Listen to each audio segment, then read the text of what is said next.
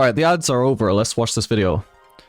Okay, Yunara critical strikes deal an additional 10% magic damage. Okay, 10% of the crit, I suppose. Okay, interesting. 10% extra crit scaling, basically, although it's magic damage for some reason. Q, Cultivation of Spirit, no cooldown. 8 Unleash, whatever that is, plus 10 mana. Passive, Yinara's attacks deal an additional 5 magic damage on hit. That's barely anything. Launching an attack causes Yinara to generate 1 Unleash, max 8. So you need to stack 8 auto attacks to cast Q. Increase to 2 when attacking a champion, or 4 in a champion then, okay. 4 auto attacks. Not attacking for 6 seconds causes Yunara to lose 1 Unleash every... Oh, okay.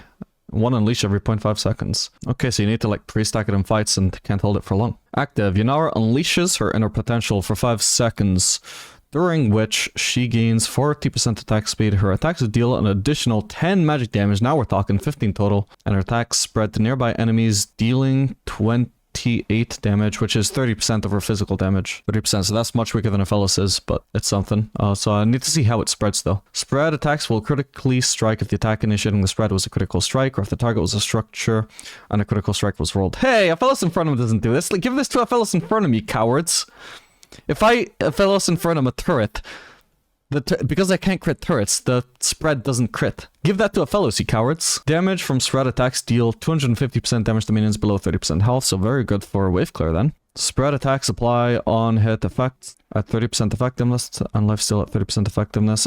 You probably wouldn't want on hit. This probably just is a way to give the attack some effectiveness with her natural on hit, but probably doesn't actually mean you want to build on hit. It looks like they're giving her a lot of crit scaling, so she's probably going to be a crit ADC. Passive on hit damage scales all the way up to 25. Attack speed scales all the way up to 80%. That's nuts. Especially because this is going to be on a very low cooldown in fights, right? You just need to auto attack 4 times and you get to cast it again, right? If I'm understanding this correctly. And the active on hit damage, it would increase the on hit by up to 30. So at max rank, once you activate Q, you're getting 55 on hit. So that is quite a lot. It looks like she's going to have quite a bit of DPS, especially with the attack speed. Yeah, it looks nuts. Do we get an example of this? How her Q function? Look here.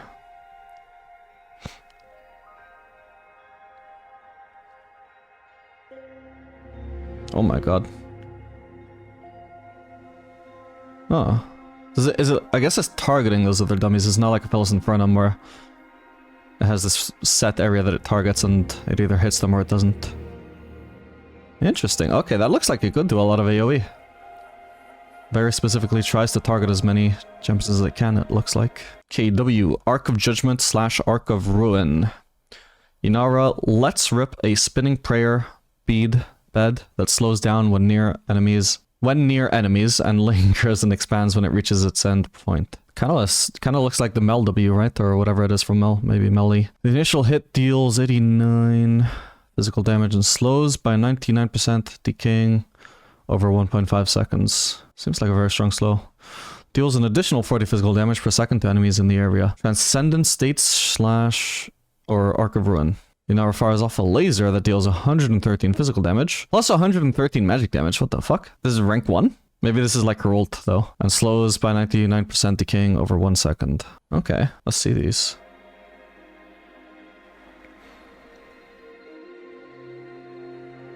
$161 damage at rank 1, so high potential, but obviously they can just walk out of it. So this, by default, I would assume is just going to make her nice with Engage, right? It's some extra synergy with Engage. Maybe she has, like, better synergy with Enchanters for other reasons, but at least if you're playing with Engage, and Lockdown in general, at least. Did it show us the empowered one, though? I don't think it did. No, okay. We'll see that later. It's probably part of Rolt. Alright, Conmay Step / Untouchable Shadow. Yinara becomes ghosted and gains 60% movement speed. Again, give that to a fellow's red Q, you cowards. Give him ghosting. Increase to 90% movement speed when moving towards an enemy champion. Fucking hell, that's a lot of movement speed. Looks really spammable. I mean, fucking 10 seconds. Yeah, okay, 10 seconds on the regular one. And even if you're just using it to run away, 60% movement speed, 10-second cooldown. That looks good. 35 mana cost as well. That feels nuts. Transcendent State / Untouchable Shadow. Yinara dashes in a direction. 6-second cooldown on that. So again, I'm gonna assume her ultimate is what puts her into Transcendent State. So she's like 2 different champions then. Whenever she ults, she sort of just gets different abilities.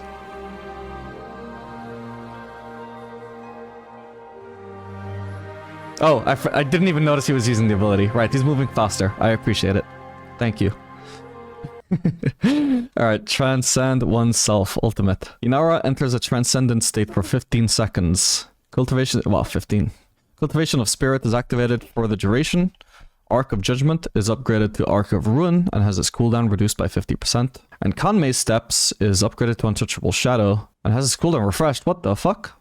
Oh, so you can run really fast, then ult, then dash. Okay, so the main benefit, aside from the upgraded abilities on W and E, like in case you don't need to use those, is you just do more DPS with your Q, right? And with your, your Q is also your passive, the passive like AoE flames. Cooldown, 100 seconds, going down to 70, so fairly low cooldown towards the end, but respectable cooldown, still kind of low, on the lower side I suppose, at rank 1. Arc of Ruin, damage, 150, it's whatever.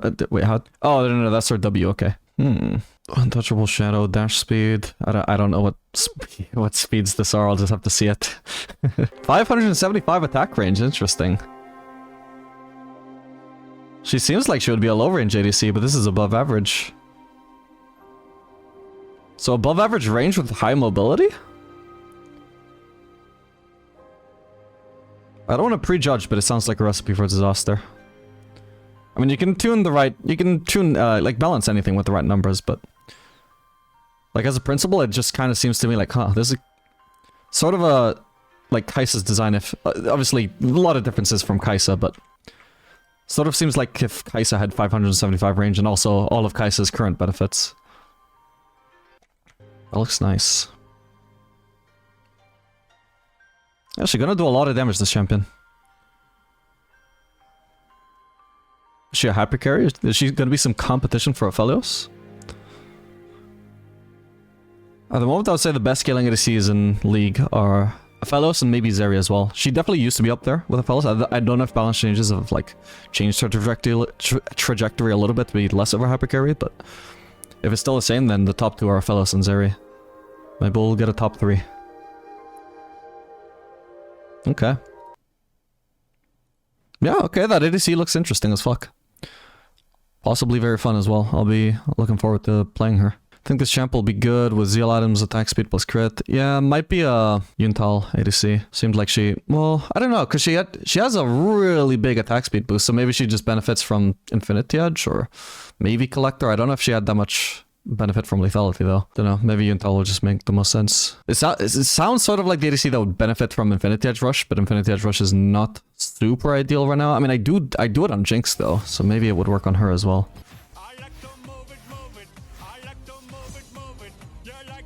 Select LeBlanc R empowers other abilities. It's sort of like if LeBlanc pressed ult, and now all of her abilities are upgraded. Not just the next one you cast, but all of them. Jinx not top 3? No, I would say Jinx is... To be honest, I would say she's like in the same tier as Caitlyn. Caitlyn scales so well these days, but not quite Hypercarry tier.